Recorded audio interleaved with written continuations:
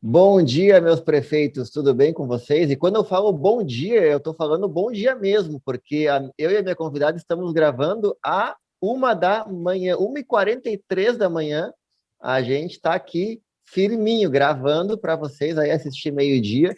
Quando vocês assistirem, eu vou estar dormindo, provavelmente a Paty também vai estar. Então, bom dia para vocês. Eu hoje trago para falar sobre o resumo da semana, o que aconteceu aí em Porto Alegre e no Brasil inteiro.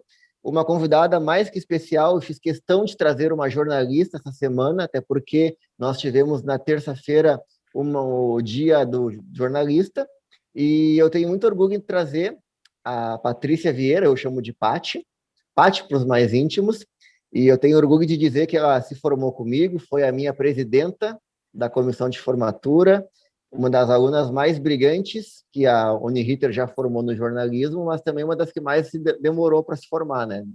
É, Demorou uns 10 anos aí nessa história, né? Conta para nós, então, Paty, quem tu é e seja bem-vinda, então. primeiramente quero te agradecer, né, pelo convite que tu fez. Eu achei muito bacana da tua parte ter me convidado e tanto elogio assim que eu acho que nem mereço tanto, mas enfim. Como tu mesmo já disse, eu sou a Patrícia, eu gosto mais que me chamem de Paty mesmo, faz sentido. Eu já tenho 31 anos, sou jornalista, como tu falou, radialista e técnica em secretariado. Aqui temos três profissões também, para comemorar dias. E hoje, atualmente, eu sou servidora pública do município de Viamão, né? E estamos aí, né, para debater os acontecimentos da semana, o que que aconteceu, o que está acontecendo aqui em Porto Alegre. Embora eu seja servidora do município de Viamão, o que acontece aqui em Porto Alegre também é muito importante porque eu moro aqui em Porto Alegre, né? Show de bola. E como eu prometi nesse vídeo ficar em 10 minutos, eu vou passar os conteúdos assim de maneira bem rápida, porque no último vídeo com o Flau eu fiquei 24 minutos. Eu acho que ninguém assistiu o vídeo. Depois eu vou ter que chamar o Flau para um outro vídeo, porque 24 minutos machuca bastante no tempo da pessoa. Mas vamos lá então. O primeiro assunto que aconteceu aqui em Porto Alegre foi a questão do Leonel Hadi. Ele é um vereador aqui da cidade e ele, para quem não está acompanhando o noticiário, aconteceu em março uma manifestação que pedia a reabertura do comércio. Essa manifestação encabeçada por empresários, encabeçada por pessoas da área da economia. Participaram também alguns agentes políticos, entre eles uma advogada de uma outra cidade, acho que foi Parobel, o nome da cidade que ela pertencia, e ela usou um lema nazista lá no meio da manifestação, no calor da manifestação. Daí o Leonel Hadi, que é vereador pelo PT, ele foi atrás e descobriu que vereadores aqui da Câmara de Porto Alegre estão em grupos onde a administradora desses grupos é justamente essa mulher que foi indiciada pela polícia por apologia ao nazismo. Em vez desses vereadores, que eu dei um apelido muito singelo durante os meus vídeos da semana, eu chamei eles de gangue da Loureiro, que são pessoas que não contribuem nada para a cidade, só ferram a cidade.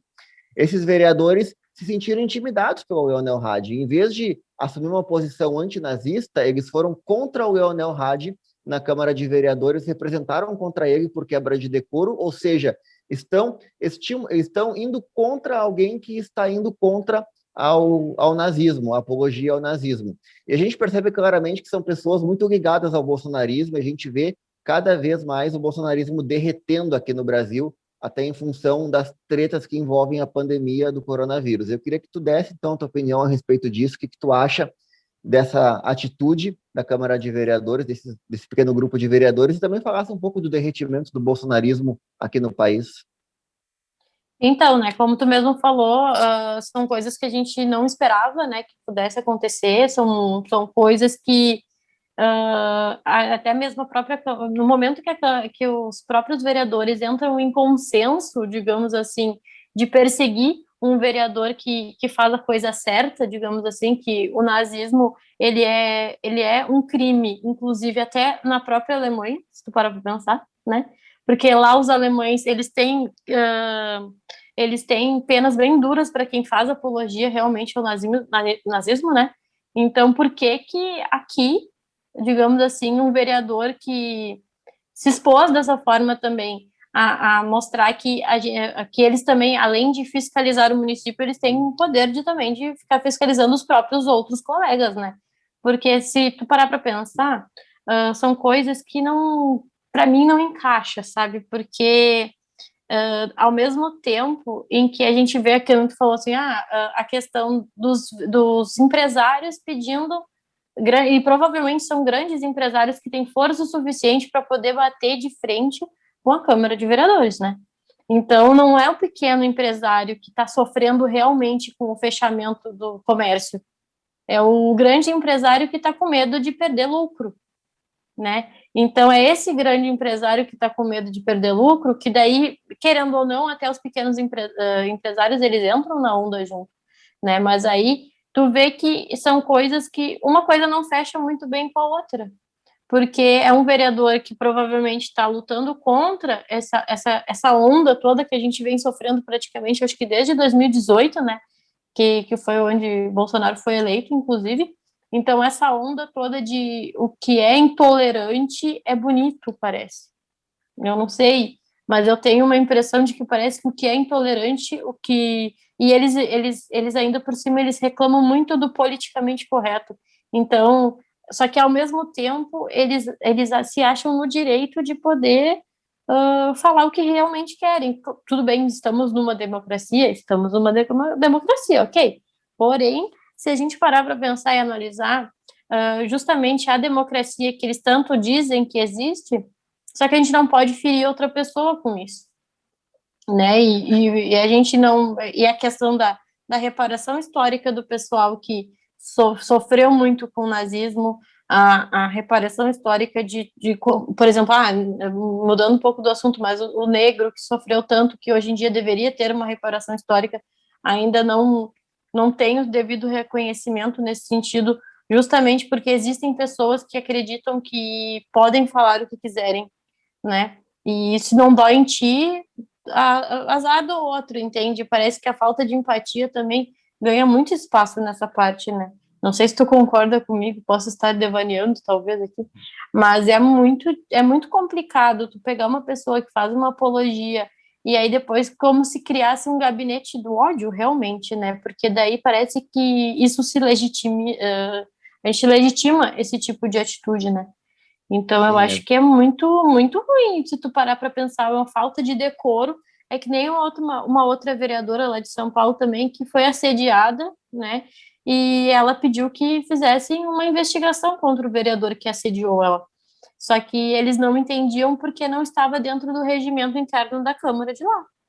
E a gente vai deixar, vai passar pano e vai dizer que está tudo bem? Não está tudo bem, né? Então, às vezes é a força que vem de mais pessoas contra uma, né? E aí que a gente vê onde é que está o lado certo da história, né? Como é que a gente vai ler esse tipo de notícia e tomar o partido que a gente deveria tomar, digamos assim. Então, são coisas que a gente tem que lembrar lá de trás ainda, né? Da história, de quem sofreu, o que deixou de sofrer, o que as pessoas ganharam fazendo esse tipo de coisa, né? Então, eu acho que hoje em dia a gente está numa época que a intolerância está ganhando muito espaço. E isso não deveria ser assim. verdade. Tu falou uma coisa perfeita. Eu já tinha falado no meu vídeo, de um dos meus vídeos dessa semana, que as pessoas elas confundem liberdade de expressão com que a liberdade de expressão aceita qualquer coisa, e as pessoas dizem que a democracia aceita manifestações contra a própria ordem democrática. Isso não é verdade. A Constituição brasileira tem várias leis que proíbem apologia a regimes totalitários como o nazismo, como a própria ditadura militar, como muitos vereadores que estão na Câmara aqui de Porto Alegre gostam de bater continência, gostam, né, de fazer uma palhaçadinha lá, comemorar a manifestação, a Revolução de 64, que não foi uma revolução, foi um golpe militar. E a gente Uhum. percebe também que, à medida em que o bolsonarismo derrete, cada vez fica muito claro uma coisa que tu falou, que é o gabinete do ódio. A gente está aqui em Porto Alegre, é uma cidade relativamente pequena, não tão grande quanto São Paulo, não tão grande quanto o Rio de Janeiro, mas a gente está incorporando algumas atividades, algumas práticas de lá de cima do país, que envergonha muito a população. O gabinete do ódio, a partir de agora, tudo é ideológico. Então, Se a extrema-direita percebe que a esquerda está lutando pelo povo, está lutando contra uma situação que é um crime, vai a extrema-direita agredir de qualquer forma a esquerda e quebrar a ordem democrática, porque para eles o que importa é a agressão. A ideologia deles tem se tornado bastante violenta aqui em Porto Alegre, né? Eu também acho que é assim mesmo, porque o que que acontece? No momento que tu legitima esse tipo de atitude, parece que tu não entende o outro lado, sabe? Eu vejo isso muito nos debates que eu tenho, por exemplo, com bolsonaristas, né? Principalmente que é aquele defensor ferrenho que está ali batendo palma para toda a asneira que o presidente fala, desculpa a palavra, mas é toda a asneira que o presidente fala, eles batem palma como se tudo tivesse maravilhoso, porque o cara não tem papas na língua, é porque, ele fala porque tem que falar mesmo. Só que assim, se a gente parar para pensar exatamente nisso, poxa, a gente até pouco tempo atrás a gente via gente indo para as ruas para pedir intervenção militar, né?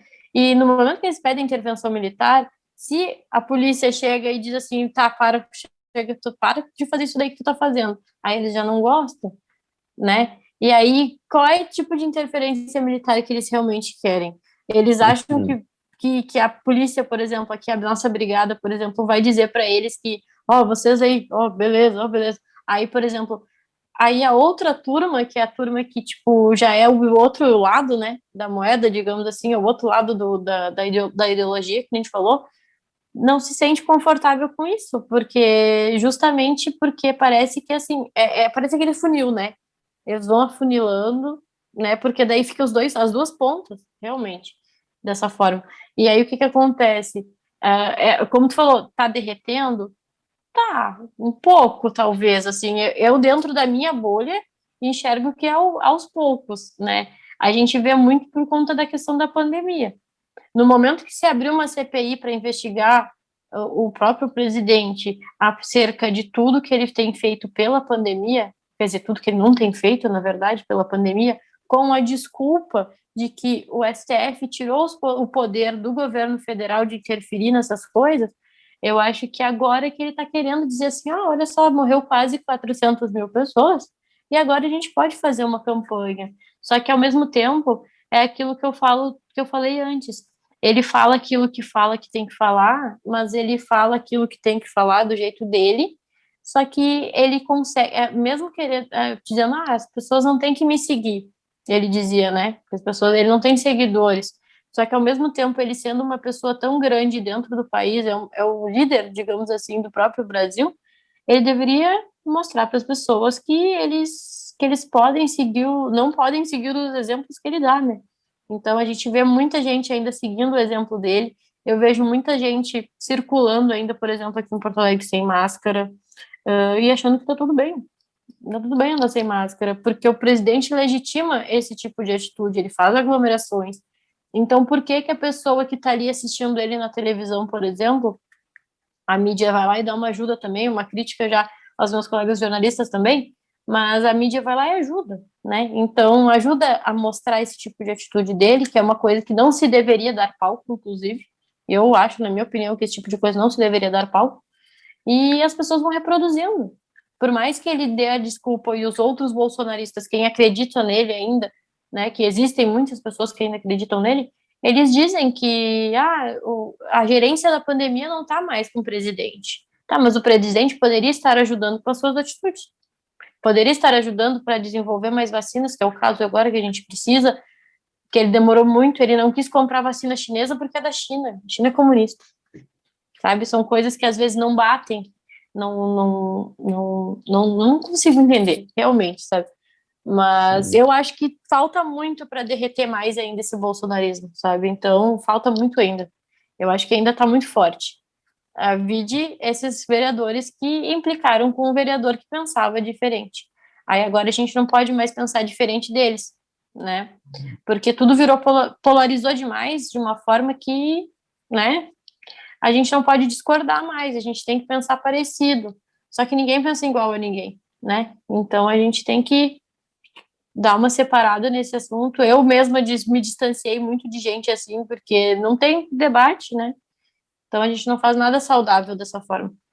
Sim, é verdade. Mas que bom que a gente tem aqui esse espaço, que apesar de é um espaço que não é bolsonarista, eu tenho aqui alguns seguidores que eu sei que são bolsonaristas, mas eles conseguem conversar e a gente precisa dos votos deles, né? A gente não pode também fechar a porta para quem votou no Bolsonaro em 2018, a gente tem que conversar com essas pessoas, a gente tem que tirar o ódio de dentro do coração delas e tentar encontrar coisas em comum. E eu me preocupo muito pelo que tu falou, né? A questão de ser um bom líder, que o líder ele dá o exemplo. Isso, nossa, perfeito. Talvez tu nem assista todos os vídeos que eu gravo, mas é uma coisa que eu sempre repito, né? O líder ele pode fazer coisas individuais dele, mas ele é um líder, ele é um espelho para a sociedade, tanto prefeito, Sim. quanto governador, quanto presidente. E a gente sempre se baseia nos exemplos, né? Aproveitando o gancho, então, que a gente está falando de bolsonarismo e derretimento e vacinação, queria a tua opinião. Essa semana, a Câmara de Vereadores aprovou um projeto que ainda vai ser votado no Senado e depois vai para o presidente da República sancionar, mas é um projeto que permite que empresas privadas e clínicas comprem vacinas e então furem a fila da vacinação pelo SUS. A gente tem tanta vacina assim no mundo a ponto de a gente poder ter uma competição entre setor público e setor privado? Eu acho que não, né? Eu acho que se a gente analisar bem friamente, primeiro, a gente não tem vacina suficiente, porque se a gente tivesse, a gente já teria vacinado mais de, sei lá, 70% da nossa população, e a gente não chegou nem a 20, eu acho. Talvez menos, bem menos, eu tô meio por fora dessa parte. Dez por Mas eu cento acho até que, então. para tu ver, eu tava com uma dúvida mais ou menos por isso. Então, assim, a gente tem uma população muito gigante, né? A gente não cumpre isolamento social nenhum. Eu sou uma que, por exemplo, como eu sou servidora pública, e por mais que as pessoas achem que servidor público não está trabalhando nessa pandemia, a gente está, né? Então, eu trabalho muito presencial, a gente pega ônibus, a gente vê muita gente. Por exemplo, agora aqui em Porto Alegre a gente tem que andar de máscara no ônibus. As pessoas entram no ônibus e tiram a máscara. Eu vejo muito isso. Sorte de quem não precisa ir para a rua e pegar ônibus, por exemplo, porque tem gente que ainda faz isso. Então, a questão assim, a gente não tem condições de ficar furando fila, deveria ser tudo via SUS. Não chegou teu momento de vacina ainda? Espera. Porque o que que acontece? Quem vai ter acesso a essas vacinas? Quem é que pega ônibus todo dia? Quem é que não tem direito ao isolamento social? É justamente a classe mais baixa. A classe mais baixa é que está mais sujeita a pegar coronavírus, a levar para outros lugares, a circular com o vírus, às vezes querendo ou não, né, acaba circulando por um vírus porque não pode parar de trabalhar, né? Hoje mesmo eu fui no centro de Porto Alegre porque eu tinha consulta e eu vi um buzinaço praticamente dos motoristas de ônibus. Eu acho que era o sindicato dos rodoviários que estava fazendo um buzinaço e eles diziam palavras de ordem como se não tiver ônibus, não tem trabalho. Se não tiver ônibus, não tem escola. Se não tiver ônibus, ninguém vai trabalhar. Ninguém não tem saúde, não tem educação, não tem nada. E realmente, eu acho que a ordem de vacinação aqui ela está um pouco inversa, né? A gente deveria dar prioridade para os agentes de segurança, para professor, para o cobrador de ônibus, para o motorista de ônibus, justamente o pessoal que circula mais. Só que, ao invés disso, eles estão dando, né, a vacina para o privado, por exemplo. Quem é que vai ter acesso? Quem tem plano de saúde, quem não depende de SUS, quem ainda pode pagar por uma vacina, por exemplo, porque essa vacina não vai ser barata se botar no privado, né? Então, aí vai acabar com os insumos e com as vacinas do SUS e o pessoal que realmente precisa não vai ter, né? Então, eu acho que o fura-fila é justamente isso. É um fura-fila, sim, e quem vai ter acesso é a pessoa que tá querendo sair para a rua porque precisa sair para a rua para não acabar com a cabeça, entende? Então, eu acho que, assim, a prioridade hoje foram os idosos, como eles já estavam falando, a gente já estava fazendo desde sempre, né? Então, eu acho que faz sentido, obviamente, até porque eles são mais frágeis, precisavam, né? E agora, hoje em dia, se tu parar para pensar, eu, por exemplo, eu me considero, às vezes, até um pouco de linha de frente, porque eu trabalho em recursos humanos, né? Lá na Prefeitura de Viamão. Então, eu que faço contratação de todo profissional de saúde que entra, todo, entendeu? Então, agora com a troca de gestão, então foi muita gente contratada. Teve dias que a gente atendeu mais de 100 pessoas pessoalmente. Então, pega documento das pessoas, a gente poderia ter sido vacinado, só que a gente não foi vacinado. Lá em Viamão, por exemplo, se a gente só pode fazer um teste, a prefeitura só vai fornecer um teste de Covid para a gente se a gente tiver algum sintoma, que é errado. Eu acho que deveria todo mundo ser testado de 15 em 15 dias, né? E aí agora tu vai querer colocar a parcela da população que realmente não tem condições de fazer isolamento social atrás de quem vai furar fila, realmente. Aí tu vai ver gente que é alto escalão de governo, tu vai ver, sei lá, grandes empresários tomando vacina para poder botar isso como causa de poder abrir o comércio, sendo que o peão, que nem a gente chama, né, o pessoal que vai estar lá na linha de frente, lá vendendo realmente as coisas deles, não vai tomar vacina porque não tem como, não tem condições. Né? Então, eu acho que isso daí é tão inconcebível quanto a Câmara de Vereadores de Porto Alegre, por exemplo, que criou aquela comissão para saber se o kit Covid funciona. Sendo que tem um monte de pesquisa por aí dizendo que não funciona, e eles ainda querem pensar juntos, abrir uma comissão para poder analisar esse tipo de coisa. Né? Eu já ouvi gente dizendo que essa comissão, inclusive, está certa, porque tem que investigar, tem que ouvir os infectologistas. Mas a gente já ouviu infectologistas do mundo inteiro. Tem um monte de estudo dizendo que não funciona, tem um monte de médico dizendo que piora a condição da saúde das pessoas. E aí a gente vai deixar todo mundo furar fila desse jeito, sendo que tá tudo errado dessa forma? Eu acho isso daí além de ser egoísta, é um desrespeito para quem realmente precisa do SUS, né? Porque não vai ter vacina no SUS se eles fizerem isso, eu acho. Perfeito. Eu queria só deixar claro aqui que, embora eu e a Paty conversamos bastante sobre vários assuntos, é incrível a nossa sintonia, a nossa afinidade, porque a gente tem praticamente as mesmas opiniões.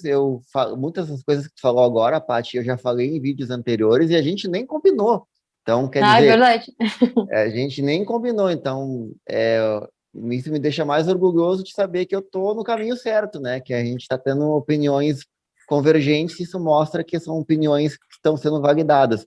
E tu falou perfeito. A gente não pode discutir nesse momento vacinação privada antes do grupo de risco ser vacinado, antes dos professores serem vacinados, dos profissionais de transporte público, dos garis. Muita gente não dá valor para essas pessoas, são pessoas invisíveis para nós, mas em nenhum momento da pandemia a gente deixou de ter o lixo recolhido na frente de casa, e essas pessoas estão ali mexendo com o lixo, mexendo com, né, em contato com outras pessoas, trabalhando no relento, dia e chuva.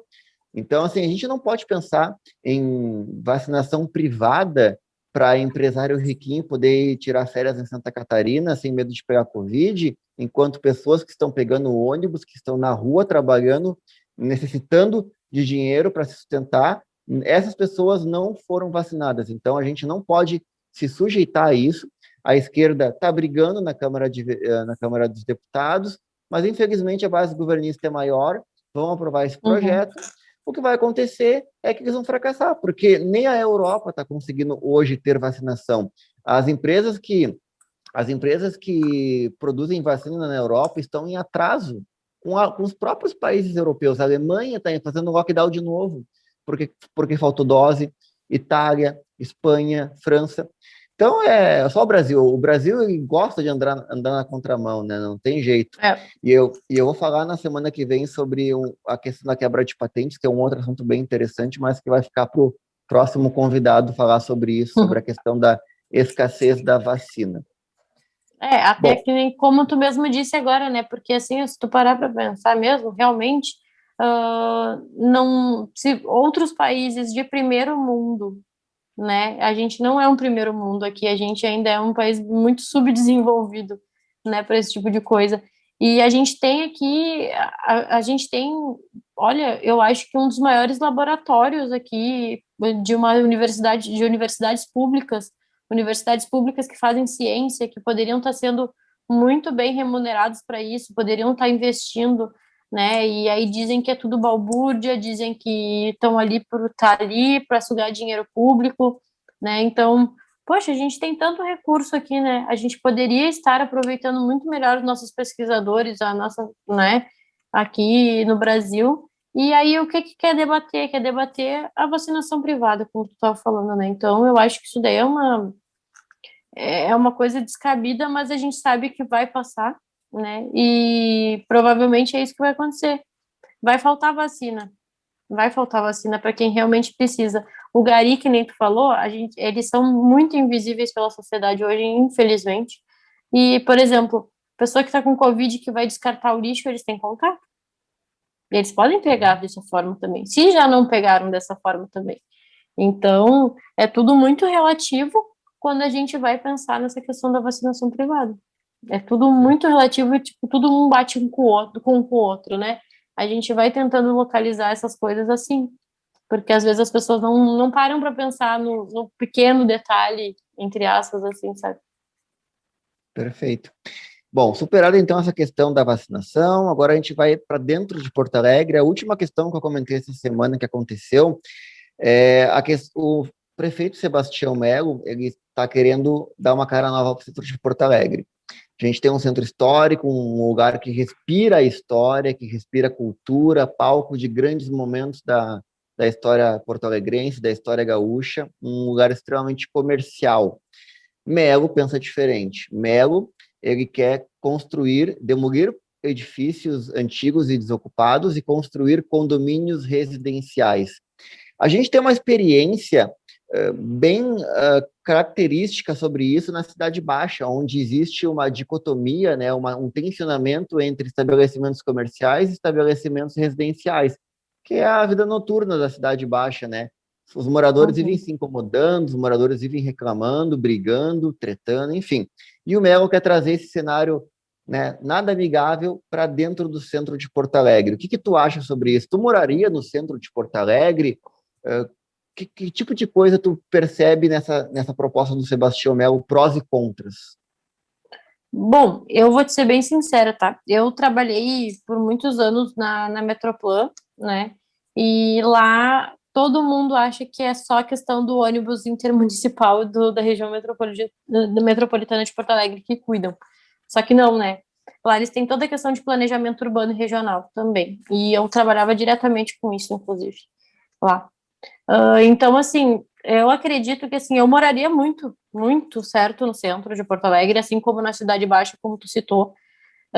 Só que, assim, são bairros aqui em Porto Alegre, né, se a gente analisar, assim, mais friamente, são bairros muito boêmios hoje aqui. E eu sou muito a favor da ocupação da cidade como um todo, tá? Eu acho que as pessoas têm que morar, sim, no centro de Porto Alegre, só que, ou em bairros mais próximos ali e tudo mais, porque se tu parar para pensar, as pessoas, a cidade de Porto Alegre, ela cresce nos extremos, tanto Zona Sul quanto Zona Sul, que para mim a Zona Sul tá para cá, e a Zona Norte, né? Então, assim, a Porto Alegre cresce hoje em dia nos extremos, cresce no sentido de ter condomínios, casas e expansão em região urbana mesmo, sabe? Então, assim, isso é uma coisa que eu analisava muito quando trabalhava na Metroplan, junto com os arquitetos e afins, e são coisas que eu me interesso, querendo ou não, são coisas que eu sempre me interessei, de falar sobre urbanismo, inclusive, né? Então, assim, Porto Alegre hoje cresce só para os extremos, Zona Sul e Zona Norte. O centro, ele acaba sendo esquecido de muitas formas. Só que, conhecendo a política do nosso prefeito aqui de Porto Alegre, eu tenho certeza que se ele quiser criar condomínios residenciais para o centro de Porto Alegre, ele vai criar condomínios residenciais no centro de Porto Alegre para pessoas com poder aquisitivo, né? Porque o que acontece? As pessoas que moram nesses nichos, né, tipo tanto Zona Sul, Zona Norte, são pessoas que têm menos dinheiro, são pessoas que têm menos grana, né? E elas se deslocam com muito mais dificuldade do que as pessoas que têm mais dinheiro, e vai centralizando realmente a moradia, principalmente, né? Nas regiões mais centrais de gente que tem mais dinheiro, né? O problema de criar esse tipo de coisa, eu acho que é a questão da mobilidade. Mobilidade urbana no centro de Porto Alegre vai ficar impossível. Porque eu aqui eu moro no Partenon, moro na Zona Leste, tá?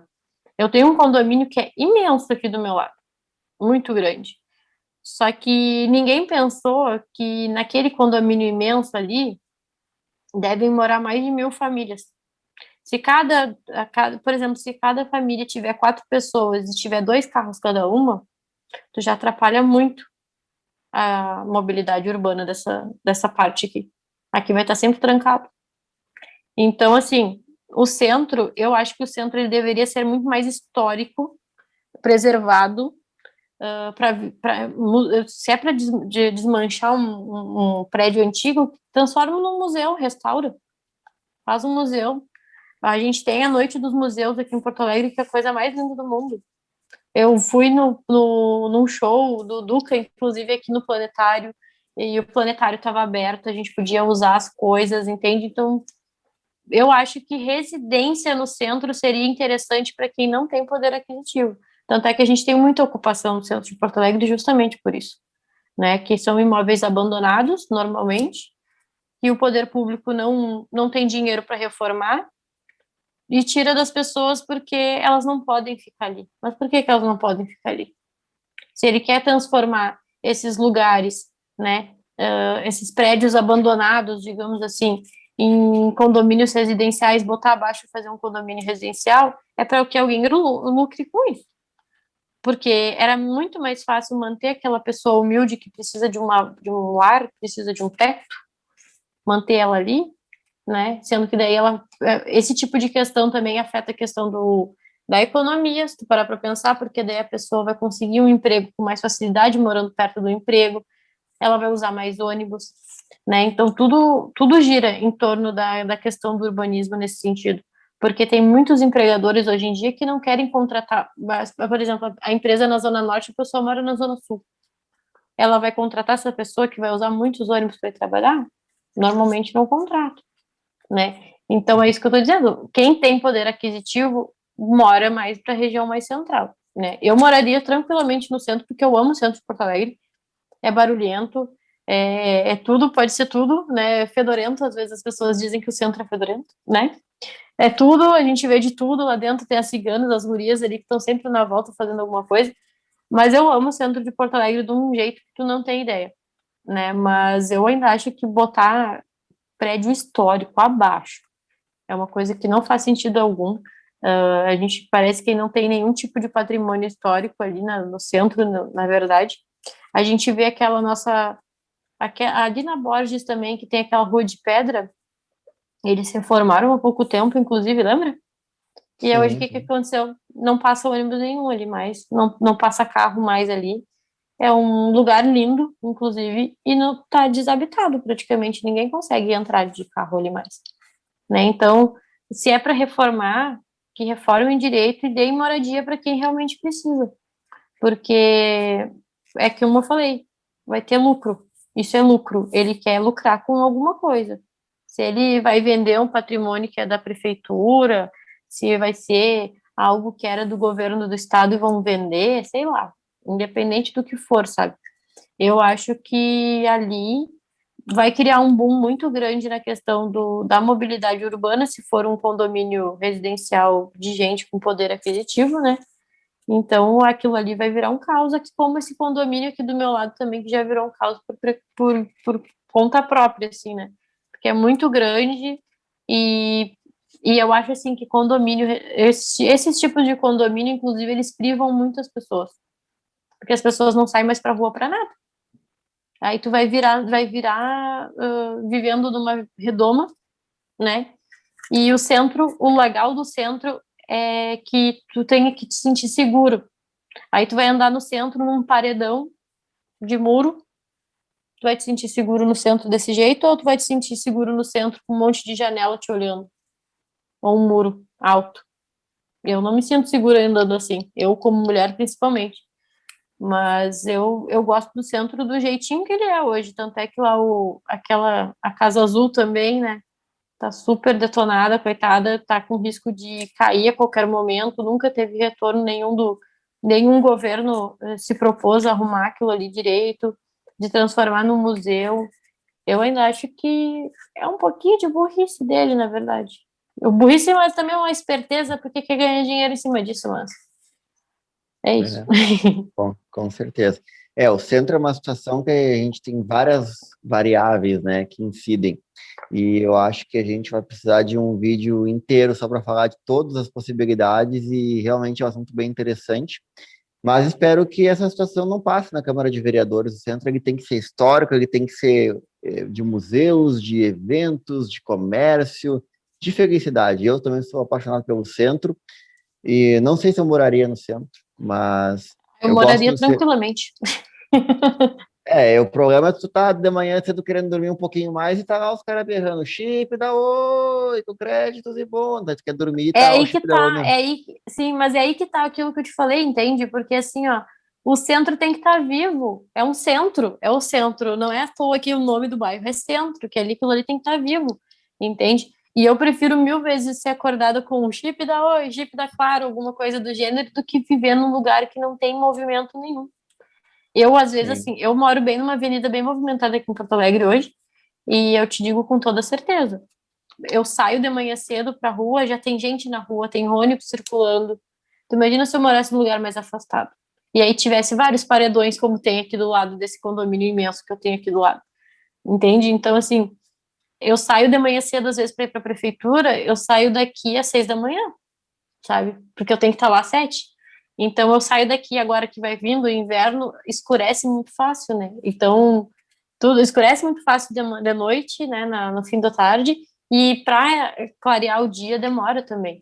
Então, eu prefiro mil vezes estar num lugar movimentado que tem gente gritando o tempo todo, porque eu acordo com o cachorro do vizinho latindo todo dia, normalmente, ele que me acorda.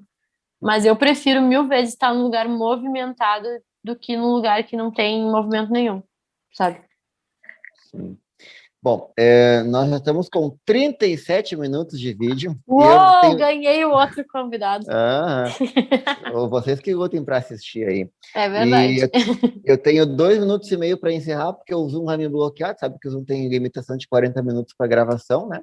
Então eu vou agradecer a tua presença aqui, o teu tempo, né? São 2h20 da manhã, mas Nós. são horas bem vividas da minha vida e eu adorei te receber aqui. Papo com jornalista é assim, né? A gente vai longe. Ah, E vai. eu E tu tenho quer falar de certeza, urbanismo, então? Bem, eu vou longe né? mais ainda. Eu tenho certeza que quem assistir, quem chegar até aqui, serão 38 minutos muito bem vividos, que você vai estar lá no seu leito de morte e você vai lembrar que aqueles 38 minutos que você assistiu a live do César com a Paty, talvez foram os grandes momentos da sua vida. Nossa, me senti até lisonjeada aqui.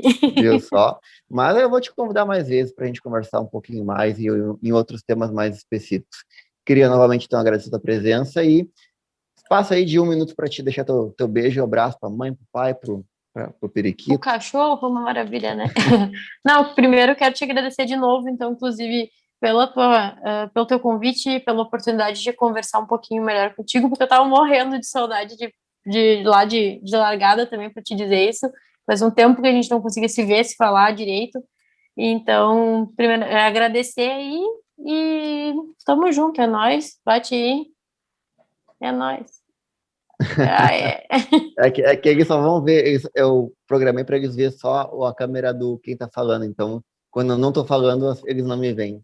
Então Ah, que droga. esse Eu soquinho não ficou fico, no né? vácuo. Tá aqui então, só isso que eu tenho para dizer.